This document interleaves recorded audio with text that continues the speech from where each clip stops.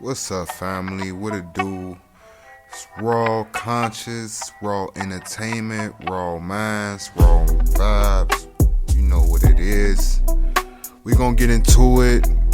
We gonna talk about Shahrazad Ali. Yes, the old school queen. We gonna get into it. She talks about the black woman and how the black woman should be. And this is 30 years ago. This is in the 1990s.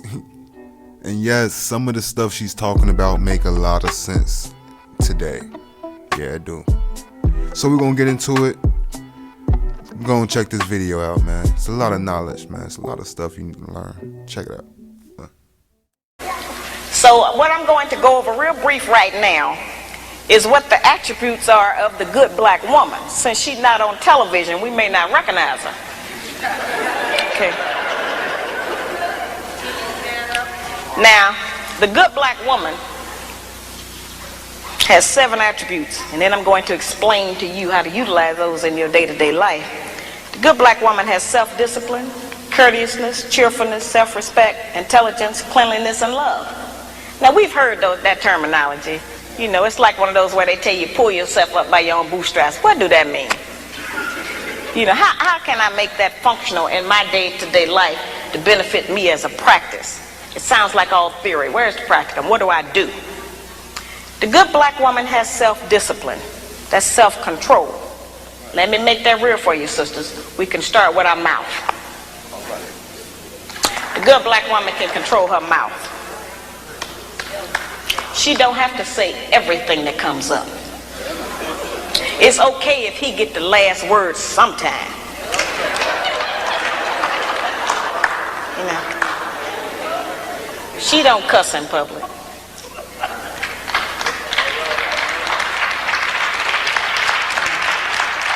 And she works on not cussing in private. She don't tear a man down with her mouth because they can't out-argue us. Can't nobody out-argue us. I have charged that we nag our men too much. We keep our men's head tied up so much with our petty grievances about our personal relationship that he don't have time to think and plan for our future. Because he got to deal with what's going to happen with us every day. You know, it's real odd. When the black man come home, he almost have to do a wind test or stick his toe in the door. He don't know what's waiting. He don't know who in there today.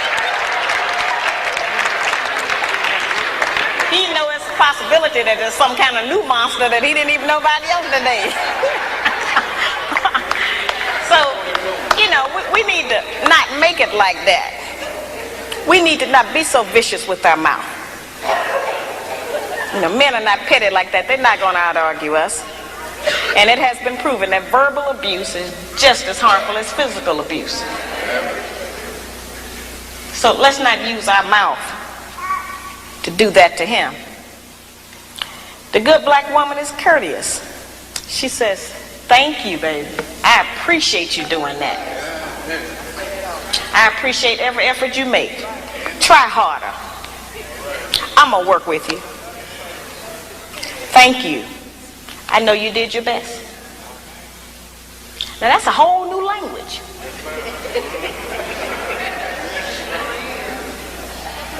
But just to say that during the course of the day, every day, with the man that you're trying to be with or want to be with, will make our life easier. We can't get it if we don't give it. We keep wanting them to give us and do something for us that we refuse to do and give to them. It don't work like that. The good black woman has self-respect. She don't have to go out naked just to get the attention of a man.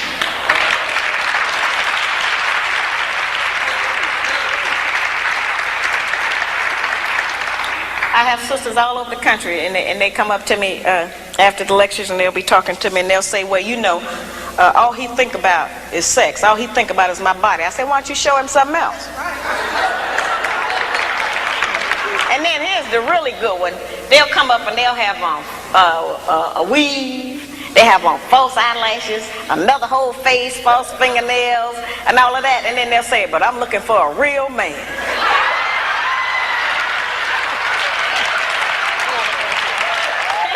It's real deep. I say, why? What do you want a real man for? The good black woman can pull a dress down without thinking that it devalues her. She doesn't have to use her body because she has so many other good attributes about herself to get the attention of a man. We can take the sisters in a position to take all of the charge and sexual energy out of the black community by just dressing differently. We have the power and control over that. That don't stop you from being beautiful. That don't stop you from getting a man. And it certainly puts things on the right perspective so some other judgments can be made other than physical. It don't take no knowledge, wisdom, and understanding to have a sexual reaction. That's the most base.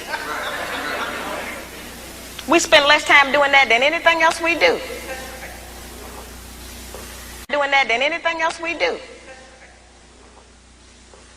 So, you know, that doesn't always have to be the forefront issue. We know we are capable of that. The good black woman has intelligence, meaning that she knows how to behave properly in the streets. She's not in the wrong place.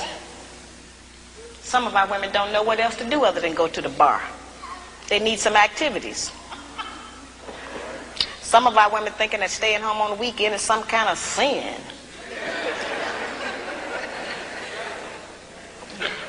Some of our women think that if they don't have a new outfit to wear every day, that they're going to self-destruct. You know, we have a lot of just that kind of nonsense going. Every time we buy new outfits and clothes or whatever, all we're doing is sending money out of our community. We don't own no clothing stores.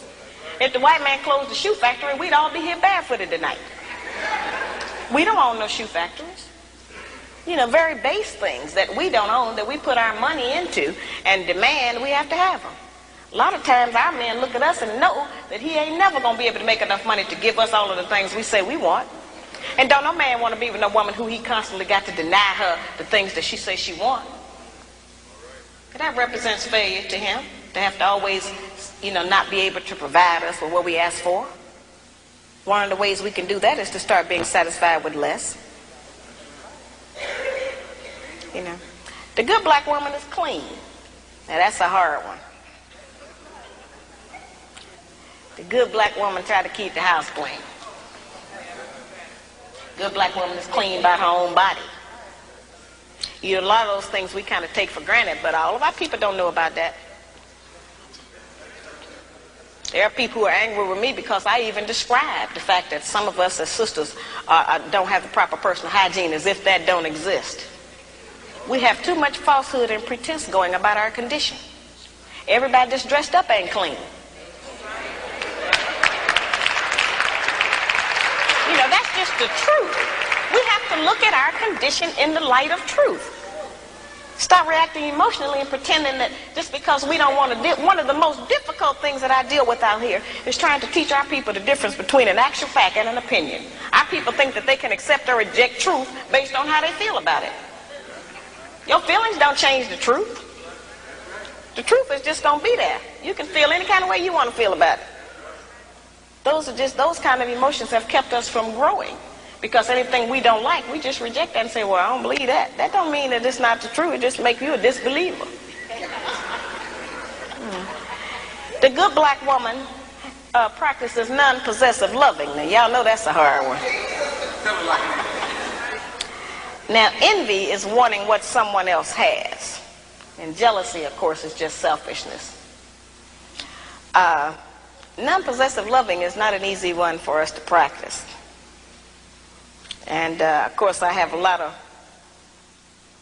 sisters and some brothers who are in disagreement with me saying that.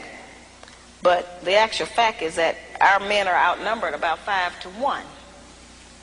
And nature is going to require that the men take responsibility for more than one woman and her children. Most of our men have children by more than one woman anyway. So I don't know why that was such a surprise, allegedly, when I said that. The black man has not been waiting on me to tell him he could have more than one woman. You know, I'm in agreement with the rest of y'all. I don't think he should do that, but I feel like you did. There are some things perhaps about the nature of our man that we have been given some definitions about that are not true. There are some things he can do that we call him a dog. We do not have the same capabilities as a man. I am not talking about fornication and adultery. That's something else. I'm talking about actual responsibility of fatherhood and husbandhood of another family. That's quite different from fornication and adultery. We don't have the same capabilities of them. That's right. A man can have 2 homes, 2 sets of in-laws. He can eat dinner at 2 houses, 2 sets of children, 2 garages, 2 separate sets of friends attached to that woman. He can have all of that. We can't do that. We can't cook dinner at 2 houses. We can't sleep with one man 4 nights a week and another one 3. Ain't no man gonna agree with that. We can't have 1 set of children we leave in one place and go and stay in another place and take care of another set. It doesn't work for us. Now that does not mean that we can't have sex with more than 1 man. That's not what I'm talking about. I'm talking about just taking responsibility for your children. Now certainly every man can't take financial responsibility for all of his children. He can do something. But a man who is spending time with a child is going to do something for it. Because then they'll find out what we have since we've been taking care of them by ourselves. You don't like to always say, no, I can't do it. No, I ain't got it. So the children will make you get it up. You spend some time with it. You know, that's an important thing. The effectiveness of the principles that I just described, their usefulness has not diminished just because modern opinion has changed about them. There is not a black man in this room who does not still enjoy it if his woman bake him a cake. Well, our young daughters are being raised and taught that that's old style and that's out of fashion. We are not making those rules. Somebody else is, and they're imposing them on us and making us think that we have to qualify under them.